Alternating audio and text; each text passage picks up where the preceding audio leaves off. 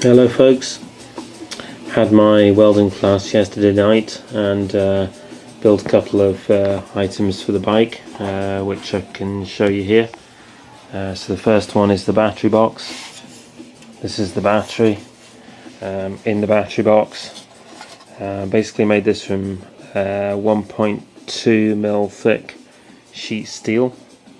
It's welded, it's made from a single piece of steel.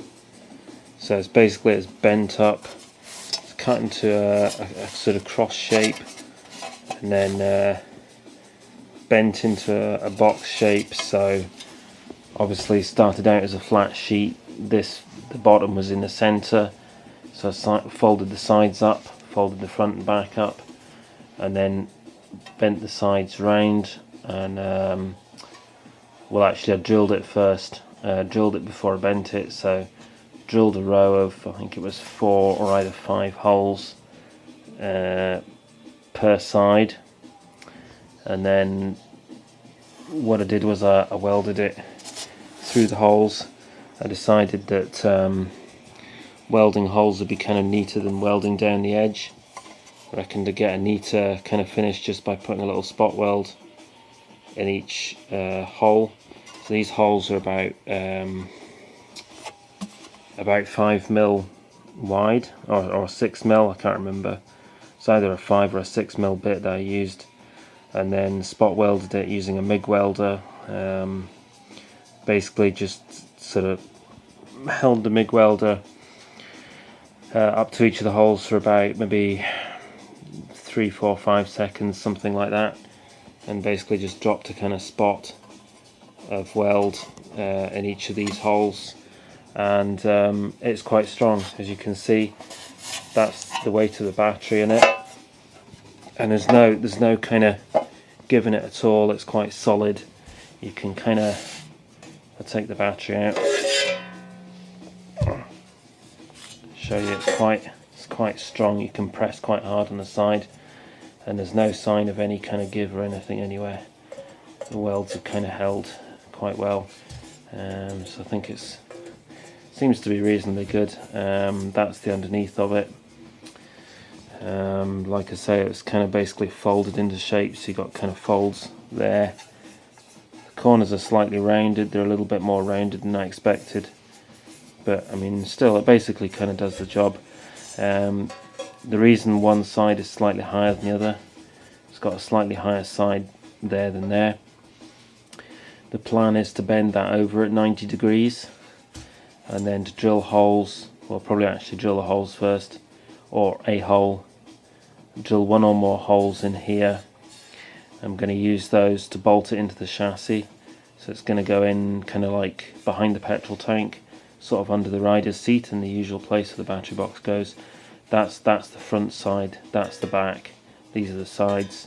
This is going to fold over under like the cross member at the front of the subframe where the tank bolts on, and I'll probably make a hole or attach it in some way, bolt it on, and then there'll also be, I'll probably put 4 holes in the bottom, like 2 and 2, and there's a circular kind of rod, what's the word, like a, basically like a cross member which is kind of cylindrical, which goes across the seat unit. And my plan is to drill a hole, 4 holes in here, 2 at each side,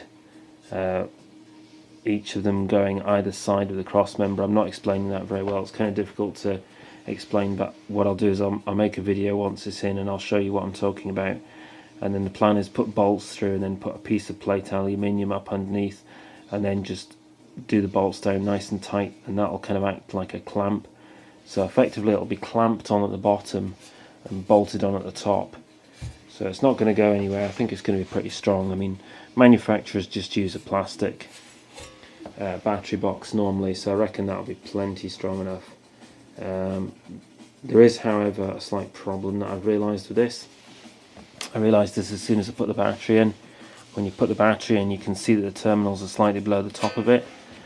Now I can probably angle the cables in such a way that they will actually screw on, but what I've realised is that The negative one doesn't matter because this is going to be attached to the chassis, and obviously the negative is anchored to the chassis. But of course the problem is the positive one might come into contact with that, and that will cause a massive short circuit, which is probably not terribly safe and certainly not very good for the battery. So I need to work out what I'm going to do about that.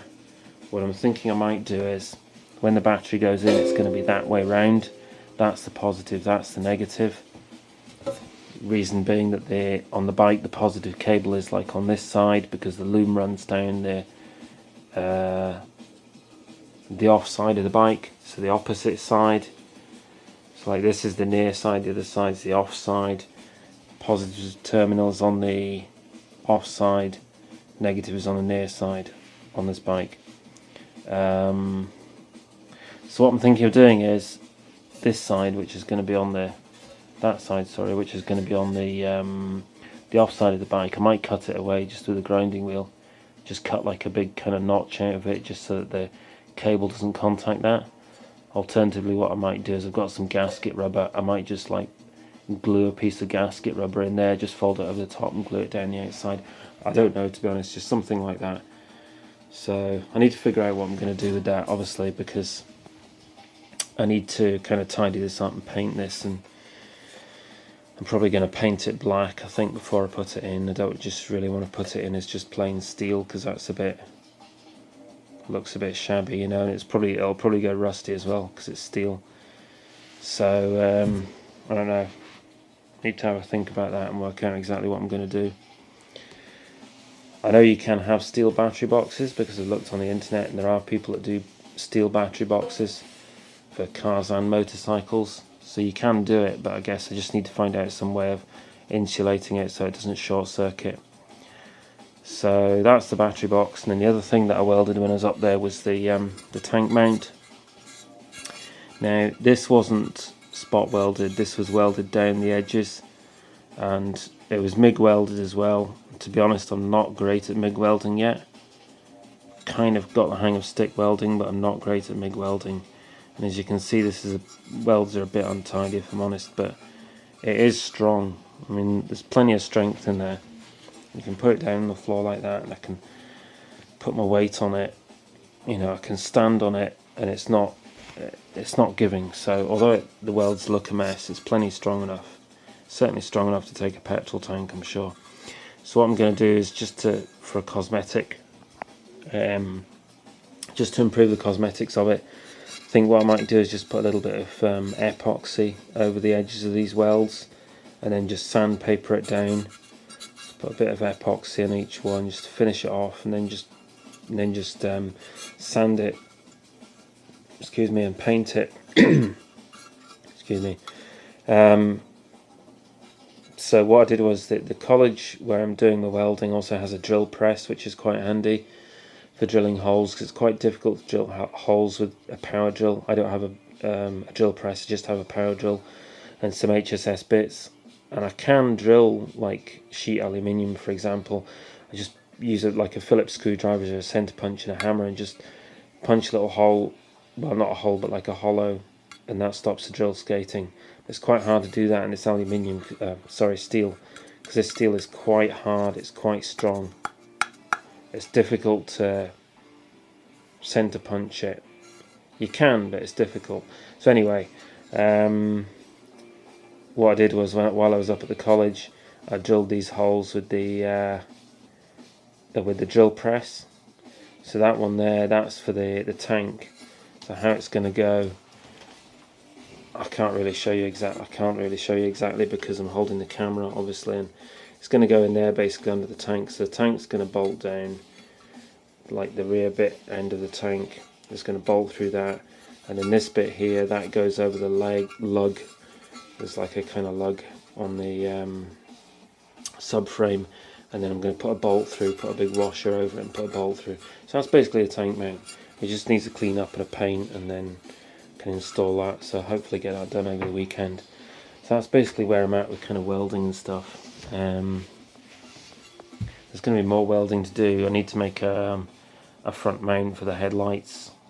I've decided what I'm going to do is I've been struggling to get the headlights to mount on the forks because of all the kind of cables and things. You've got the clutch lead, you've got the brake cables, and there's going to be the throttle cables coming off and all the rest of it.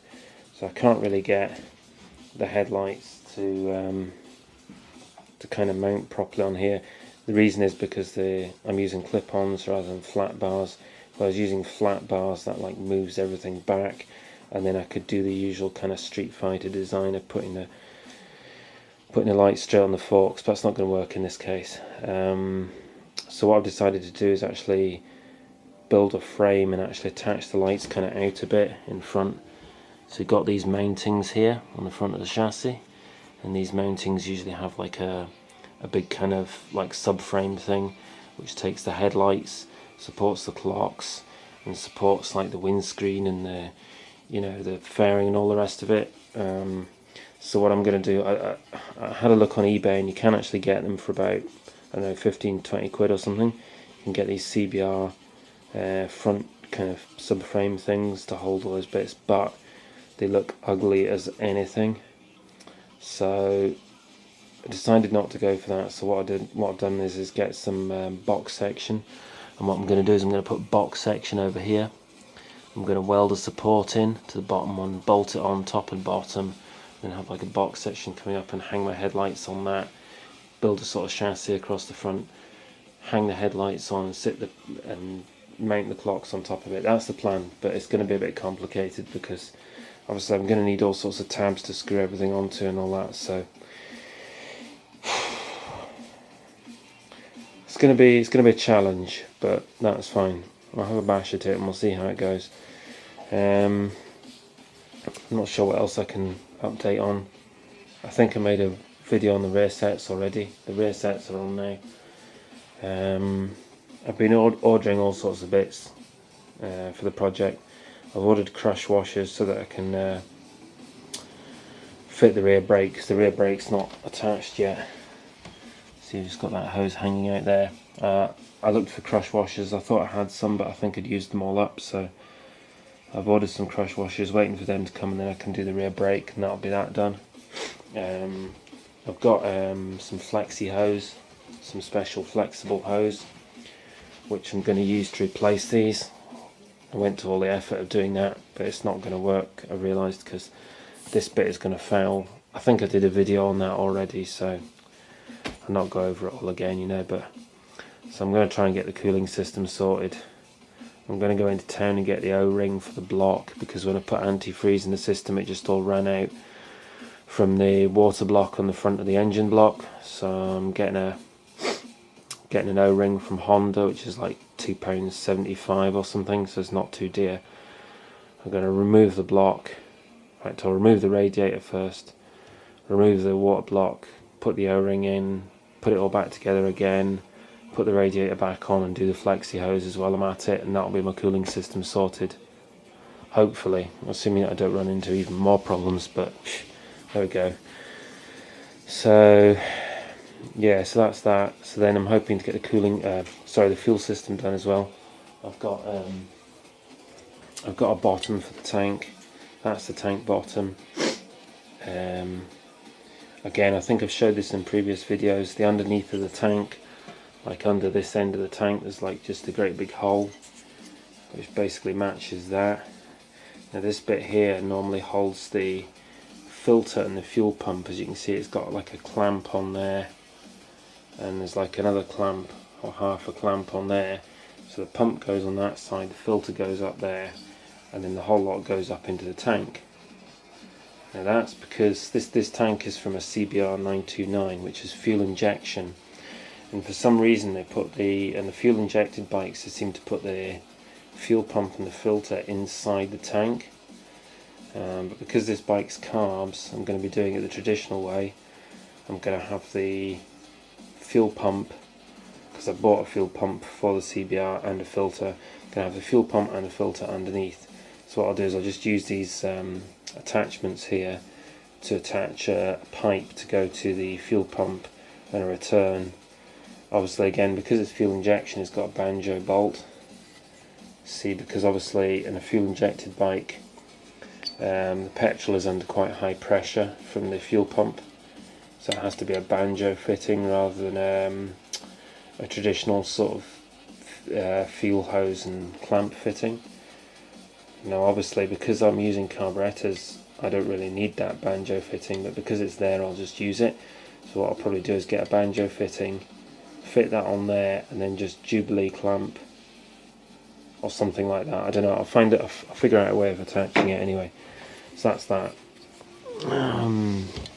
So I need to fit that in the underneath of the tank. I need to work out how I'm going to seal it. This is the original gasket that came with it, this rubber bit here. I've kind of stripped it all down and given it a clean. I gave it a really good wash in the sink. Lots of washing up liquid, gave it a good scrub. It's not too bad. I mean, it's still, obviously you can see it second hand, but it doesn't really matter because it's going to be under the tank anyway, so you're not going to see it. But I also need to work out how I'm going to seal this gasket to the tank, because obviously I don't want any petrol leaks for obvious reasons. From a safety point of view, that's really not a good idea. So I think probably, again, I thought I had some blue Hylamar, but I don't seem to have any. I think I run out. I think I used it up, so I'm going to get another tube of blue Hylamar. I think I'll probably seal it up with that, well, just to be on the safe side, you know.